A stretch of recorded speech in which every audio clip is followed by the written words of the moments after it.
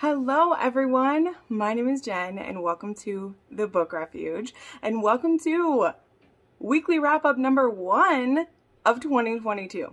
Yes, last week I had to do a bit of a bonus week because my weeks didn't line up correctly.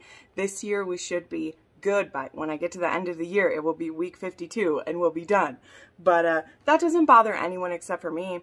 It bothers me because I want to have things in the right order, but nobody else cares. But I am so excited to do this. If you follow me on Instagram, you know that I went on kind of a crazy journey with a certain book that I read, which we will get there. We will get there. I still ended up reading quite a few, well, not quite a few, like a normal amount of books for me. For you guys, you might think that it's a lot because that is how it works with me. But before we dive into those, we have 4 new channel members to welcome to the channel, and I am so blessed to have you. Oh my gosh, you guys have just been supporting me so good lately, and it means so much that you would choose my channel to send your money to. So we have a new dedicated diva, Leah, or Lee, I think it's just Lee. Lee, welcome. Thank you so much for being here. We have a new romantic renegade, which is Haley. Haley, thanks for joining the crazy team. It feels great to have you here. And then we have 2 new fated friends, which are Laura and Jennifer Smith. So all 4 of you, thank you so much for being here. And I just want to give this reminder for these new channel members and those of you who've maybe joined in recent weeks and let you know that you can get all the benefits you're supposed to get from me in the community page for my channel. If you're a channel member, there will be special posts that are just for you. But if you'd like to be able to communicate with us more one-on-one and get more like secret updates sometimes, you will want to join my Discord, which is always linked down below, and then send me a message so that I can get you the proper what's it called? Access. That's the word. It's called access. Because otherwise, I don't know that it's you in Discord. I have to personally give you that access. So make sure you reach out to me so that you can be spending time with us. And again, if you don't want to use Discord, it's fine. But I noticed when I was checking the numbers that I have quite a disparity between who my channel members are and how many people have access on Discord. So make sure you let me know. Let's go ahead and dive in right after I fix my lighting, which has always got to bother me. Someday I'll be rich and famous and be able to have a studio or, you know, a bigger house at least where I have a special room. But that's not right now. So we just deal with what we got.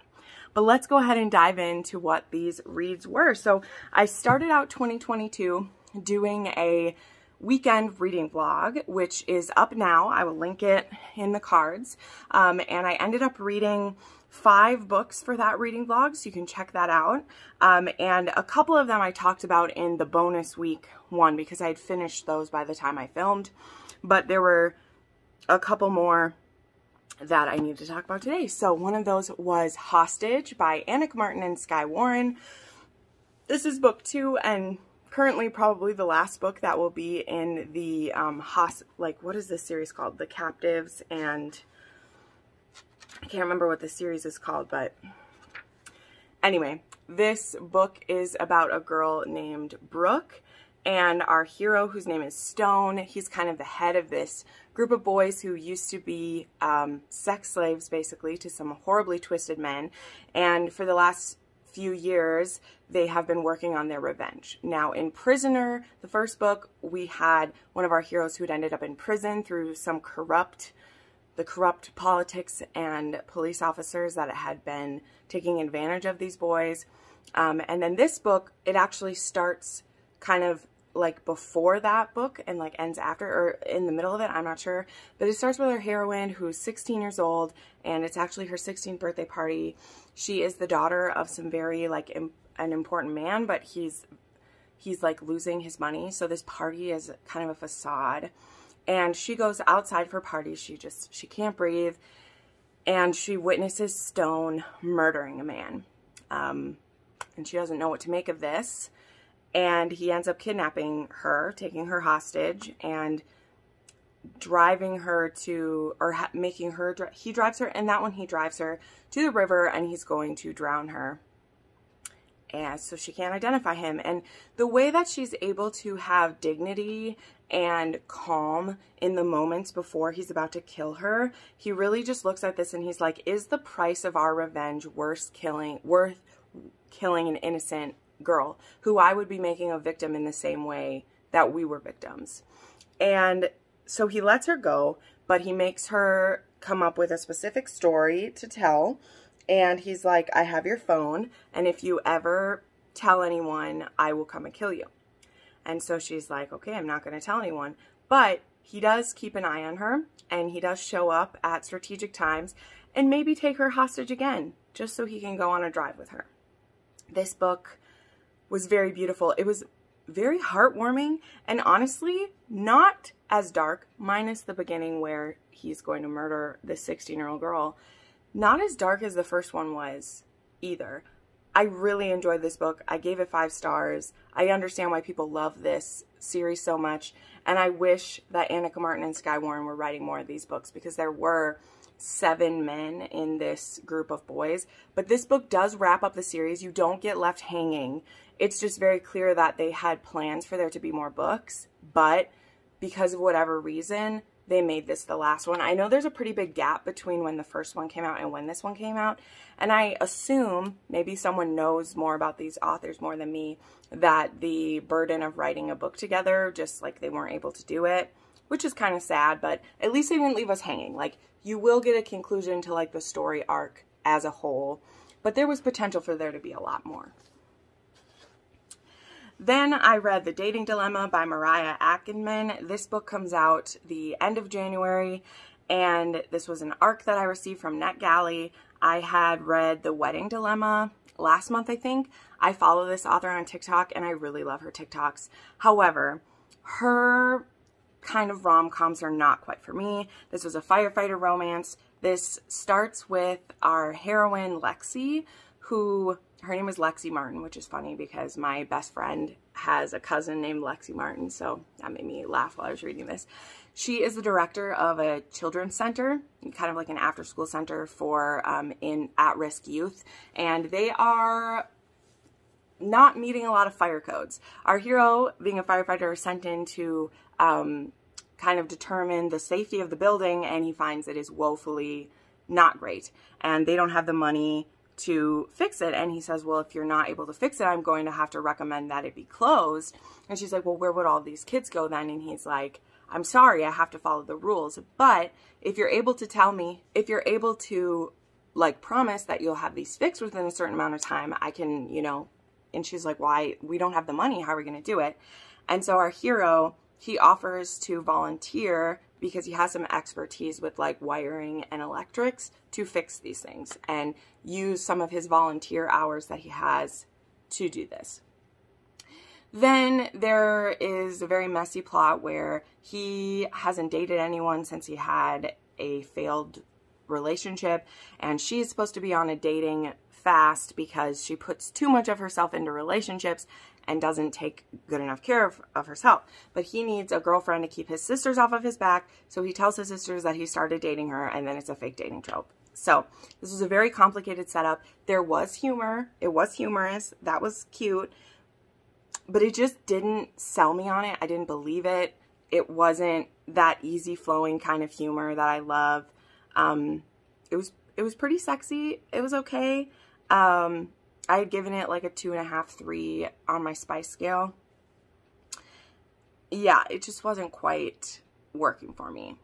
So I gave it 3.5 stars. I rated it as a 4 because I really try to be nice when I am doing a ARC copy, especially of an indie published author, unless I like hate it.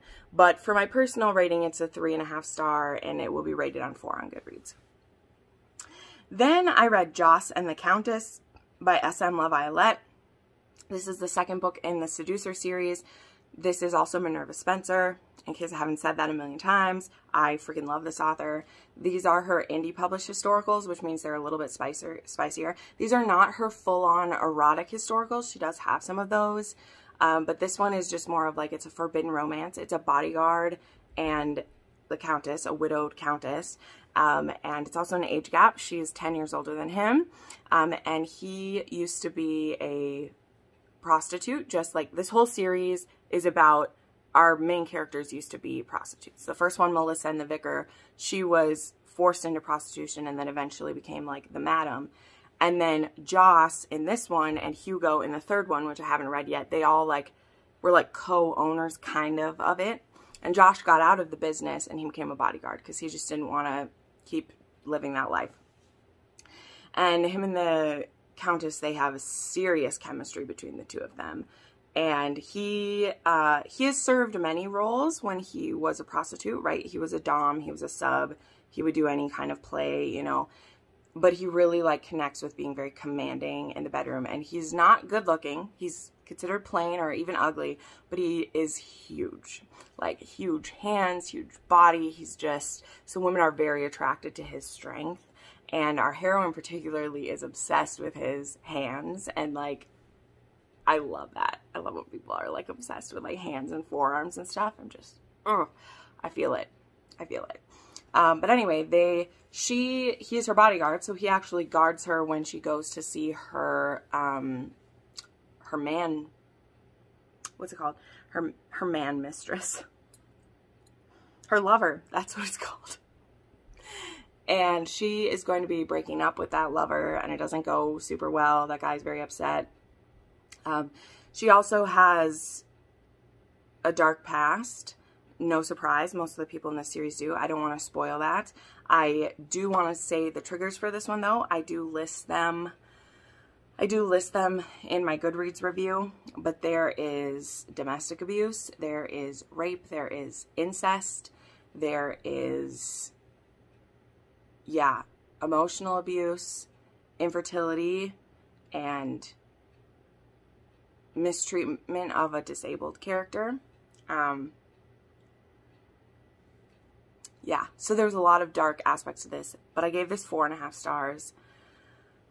LaViolette can just give me these, like, the thing too is, like, this was a dark historical romance. The relationship between Joss and Lexi isn't what's dark per se. It's a little taboo, it's a little forbidden, but it's more so that, like, the circumstances around them are very dark, as I've listed, you know, like, the incest and abuse and the rape. We don't necessarily have to see all of it. We just know that it's happened, okay? So it's not in the same way of a contemporary dark romance where you're having to watch the assaults. They're more like you know about them later. But they're there, and it does give the story this, like, heavy weight. But, oh, I just love these so much. All right, then I decided I had borrowed a bunch of books from Libby, mostly historicals, and slowly they were coming due, and so I wanted to read as many books that I could that came from that. So I read When a Duke Loves a Woman by Lorraine Heath. This is book 2 in a Sin for All Seasons, and this is about a group of bastards who'd all been dropped at this lady's doorstep. She would take the bastards of noblemen and women and raise them, and I believe there were 6 of them. And so I read the first book actually like a year and a half ago, and I didn't really love it, but I was quite new to Lorraine Heath, and so I wasn't quite used to the level of angst that she writes in. And this one I did quite enjoy. I gave this 4 stars. This one is about Gilly Truelove, so one of the girls. There's 2 girls in this family of bastards, and she owns a tavern. She is big-boned, tall, not very pretty. Of course, she looks pretty in the picture, but she's not described as particularly beautiful. But she's very well respected for what she is. Plus, her 4 brothers would knock anybody's teeth in who didn't treat her with respect. So she's pretty respectable for being a tavern owner, you know, as long as she kind of stays in line, as it were. And one night, she hears a scuffle happening in the alley behind her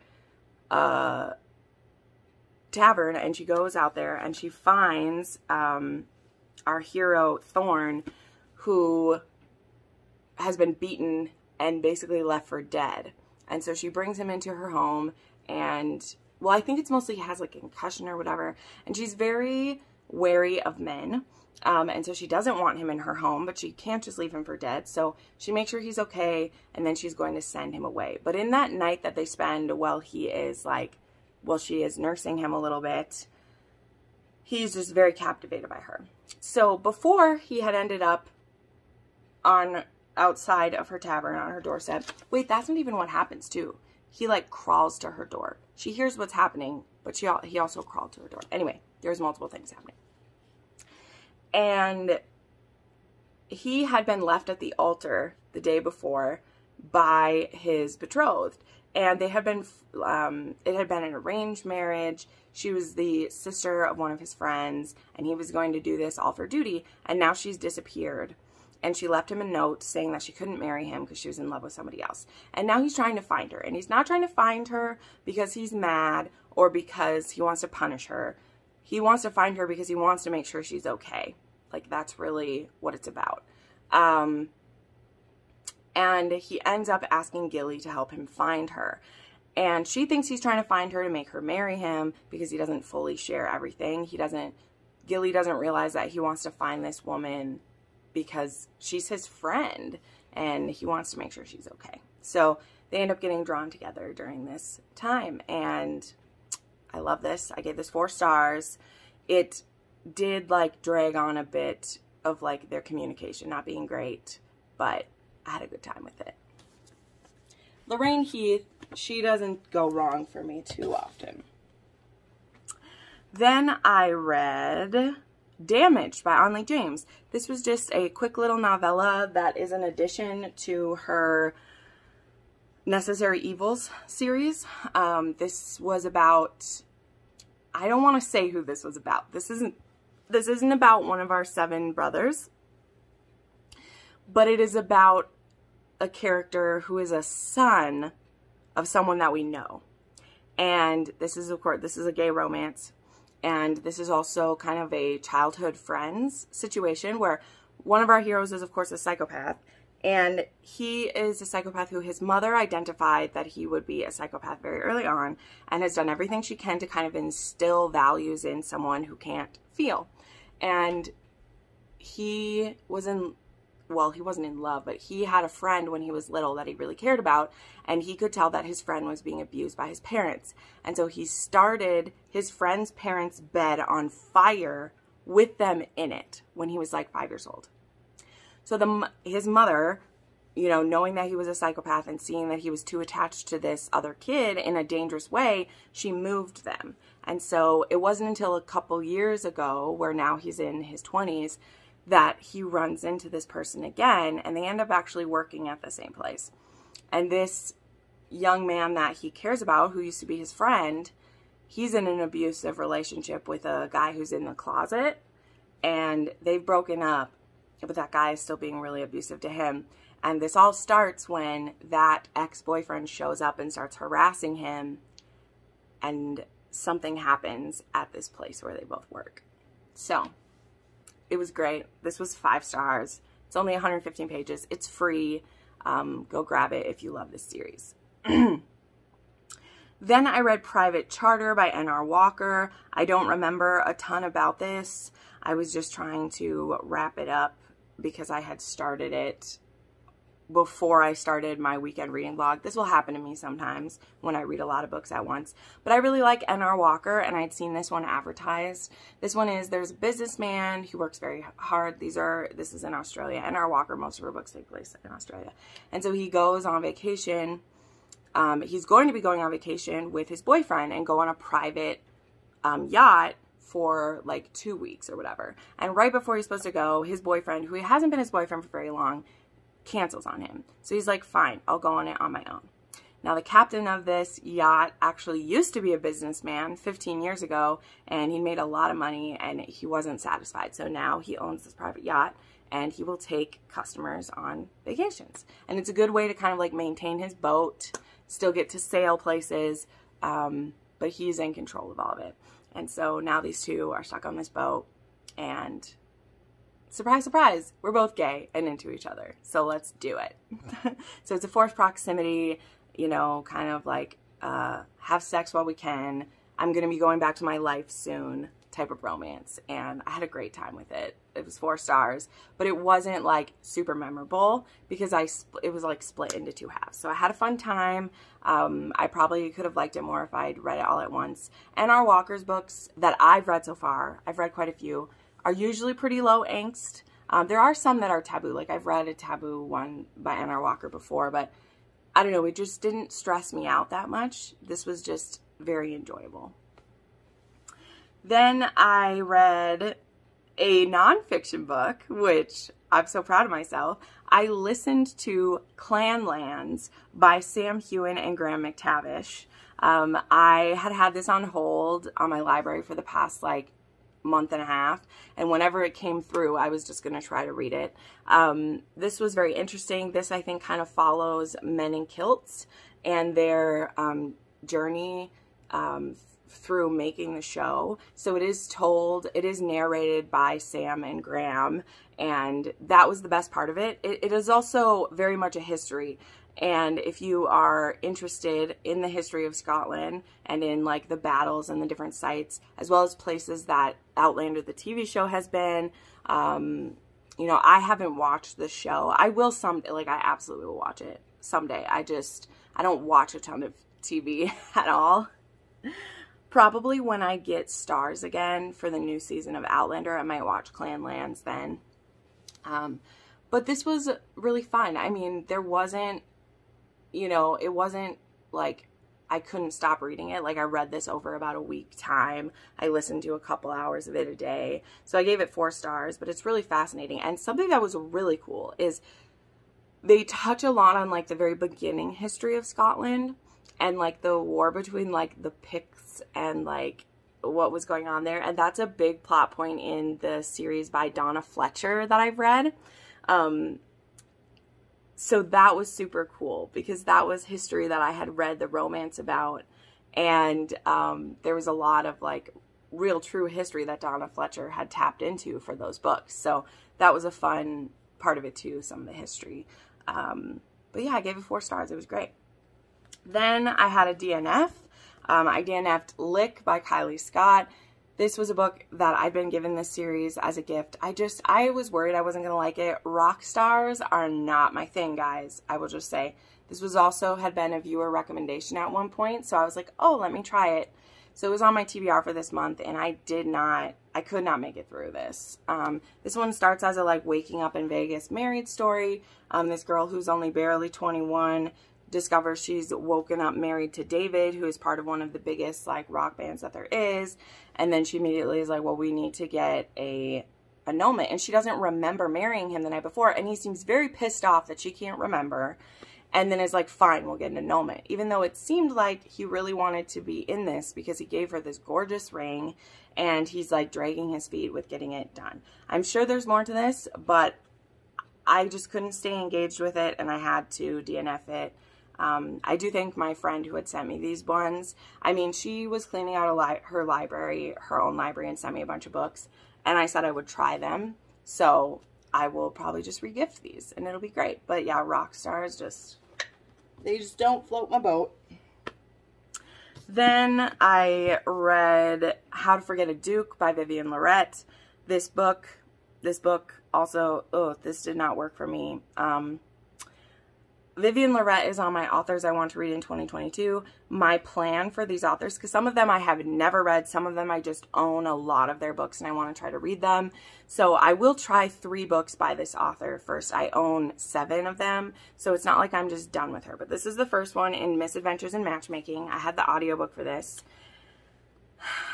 And this book just had... I was so bored. I hate when that happens. First off, I've just read too many romances lately that want to quote Jane Austen at the front of every fucking chapter. There's so many that I've read like that. And I was like, can you just rely on your own words? Yes, we all love Jane Austen. Yes, as romance readers and authors, like we feel a strong draw towards those. But like so many historical romances, I know it's a trend. They always have to have a little blurb at the front of every fucking chapter. And I don't like it. I don't like it. Sorry that that's a mini side rant of myself. But I just was getting more and more irritated with each chapter, especially when I was bored, that this book just had no hope. I'm sorry.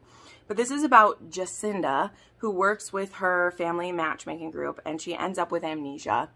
And the Duke of Rydstrom, who needs a wife, and he wants a wife who isn't curious and who will stay out of his business and who he can marry her and get her pregnant and keep her in London and keep her away from his estate because he has a secret. Well, Jacinda, she and her family, right, they're hired to find a wife for him, and she believes that she needs to know everything about him before she can find him a wife. So he doesn't want anyone to know about his past, so she gets in a carriage and then eventually a boat and tries to go to his estate. She ends up shipwrecked from this tiny little boat that she was in, washed upon the rocks outside his home, and she has no memory of who she is, except she has her copy of Emma, which was in a water-safe container, and she knows that this book must mean a lot to her, must mean so much to her, which I appreciate that because I love books. But this is one of those where the author just leaned a little bit too far into the story for me. And then the secret that he was keeping, I was like, okay, whatever. I totally guessed what was happening right away. And then their chemistry just took too long to get there. And she was so frustrating and just blah. And so I gave this 3 stars. So that's enough. I don't like talking about books that I don't like. So we're moving along. Then I went back to Lorraine Heath. And this is actually part of another series of hers. Like, I was just, like I said, I borrowed a bunch of books from the library and I was just reading the ones that were available. And the next one in this series wasn't available yet. So this is She Tempts the Duke, and this is the first book in the Lost Lords of Pembroke. And I was very excited for this one because, so this one is 3 young boys and they're imprisoned by their uncle, and then they escape with the help of Mary Wayne Jones, who had been their friend, and she ends up like warning them that their uncle is going to have them killed so that he can take the title. And so they escape. And he promises her, Sebastian promises Mary, that 10 years from now, I will meet you back here and we'll get to be together. He's 14, she's 12. Well, it ends up being 12 years later. He's now a scarred hero. He joined the army and he's missing an eye and half of his face, like very scarred. And she is betrothed to somebody else. And him and his brothers have made it back to England. The uncle has waited these 12 years, and he finally is petitioning the court to you know, we haven't found the boys. I'm the heir now. I'm the Duke. And they come back just in time to reclaim it. And he sees that Mary has a husband, or I mean has a fiance. She's not married. But he feels like he's not enough. There's not enough of him left to be able to be with her, so he isn't even going to try. And she is sad that he never came back for her, because it's not like he couldn't have come back for the last few years. Like, there was big parts of time where he could not have come back, but that's not the case for the last few years, and he had just never come back for her. And for him, it's because he's a scarred hero and he, you know, he couldn't. But for her, it was like he abandoned her. And so this was not my favorite Lorraine Heath, just because this hero went on for too long, like not wanting her, and very much was like, you need to be with your fiance. He's a whole man. Like, stay away from me, this, and this. And he just so has his heels dug in. And something I love about Lorraine Heath is that her heroes always want the heroines so much, and he just took a very long time to get on that for me. But this was still 4 stars because it's Lorraine Heath, and I am reading the next one in this series about one of the other brothers right now, and I'm really liking that one. Then, just real quick, because the last book I want to talk about is my favorite of the week, but I want to talk about Hard Fall by Sara Nay, which is the book that I read after the book I'm about to talk about. But this was one that was a viewer recommendation, and it was also on my TBR. I've read a lot of Sara Nay before, and I have liked her. She's not like a 6-star author or anything, but I've liked her. This book, I will 80% blame on the narrator, because I had to listen to this one on audio, and the male narrator is the worst I've ever heard. Like, the worst. I wish this had been single point of view from the heroine, because I maybe would have liked it. But it wasn't even just the narrator. The story was stupid too.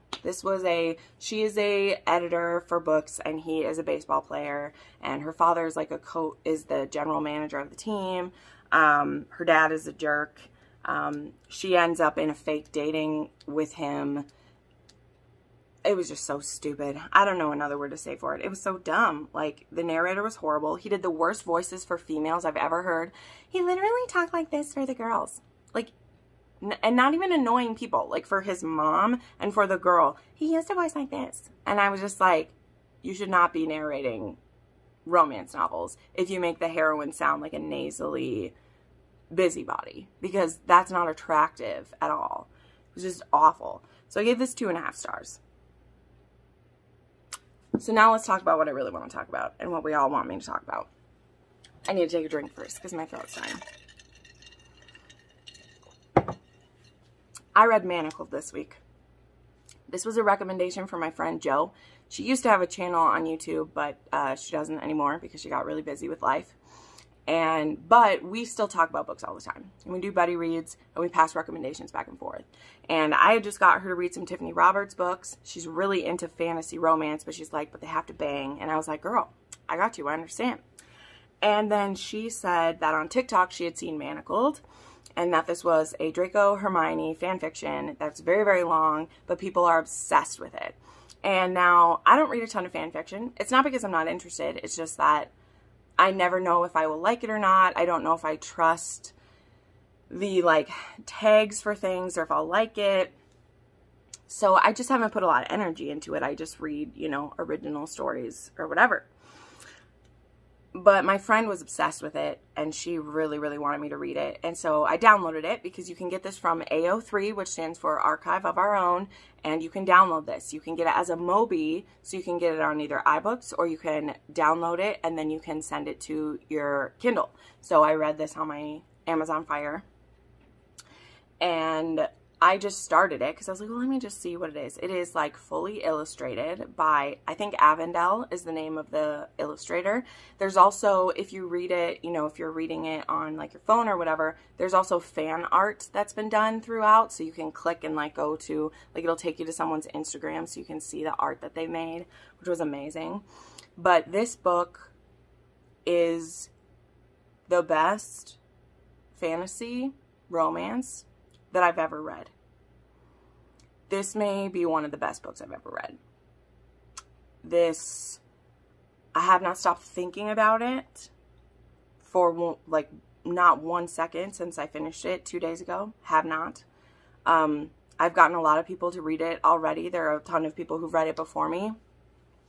I wanted to do a dedicated video just talking about this, but I didn't have a ton of interest from at least my channel members anyway, which is totally fine because if people don't know what I'm talking about or they're not interested in that, like, they wouldn't vote for me to do a video, but I'd love to know what you guys as a whole think.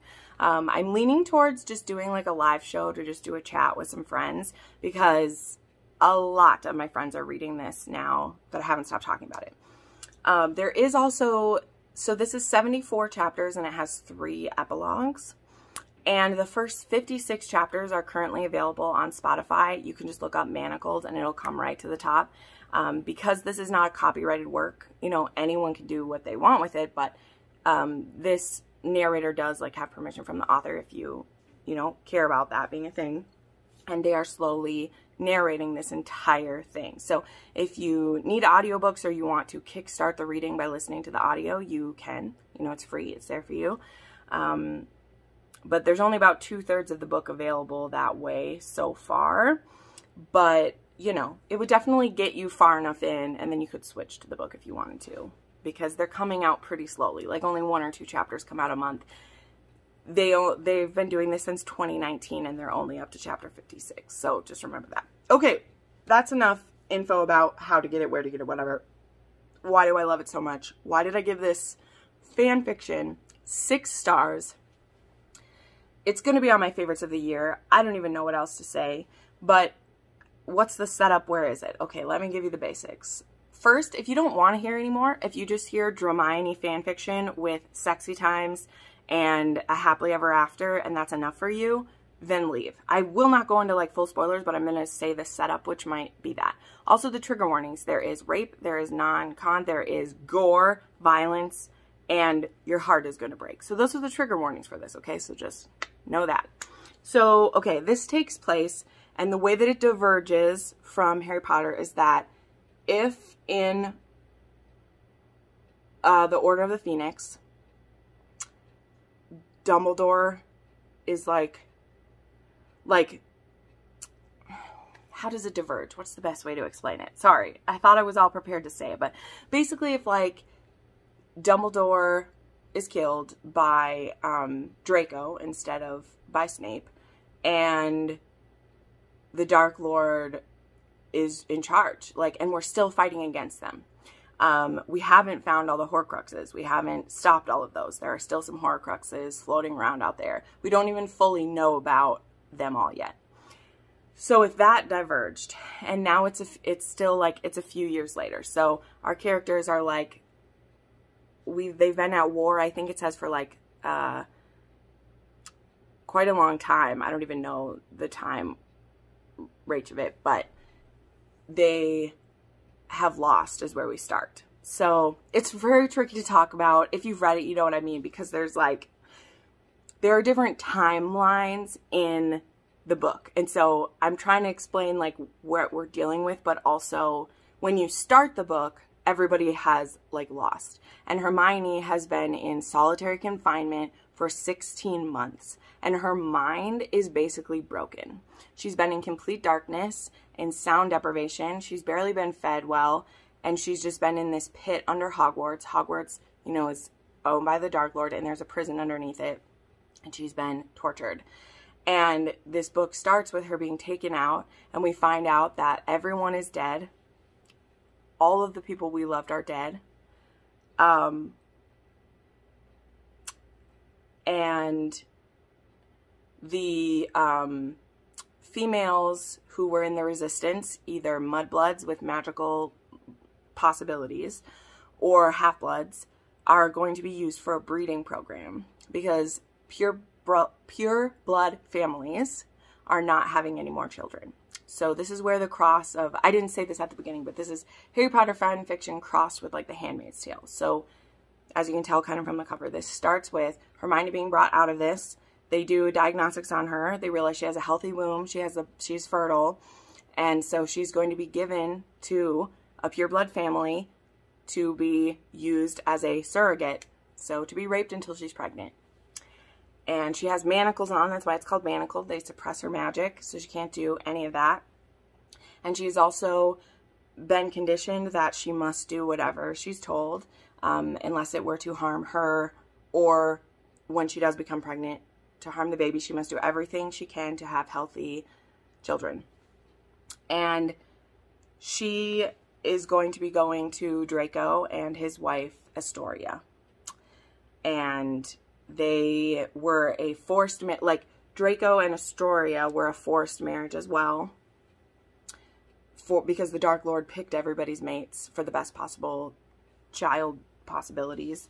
And now she's going to be given to Draco. And so also though, and the reason why she hasn't been killed is like because she's fertile, but also because they know that there is a surviving member of the Order somewhere, and they haven't been able to find them, and they know that Hermione knows who it is, but because she was put in prison and like locked under, like she's literally forgotten, like her mind has broken. She doesn't know who this surviving member of the Order is. And so there's a little bit of like magic in this, but the person that she would share like whoever would be the father of the baby would have, like, because they would share the baby inside of her and the DNA, they'd be able to get this out of her mind.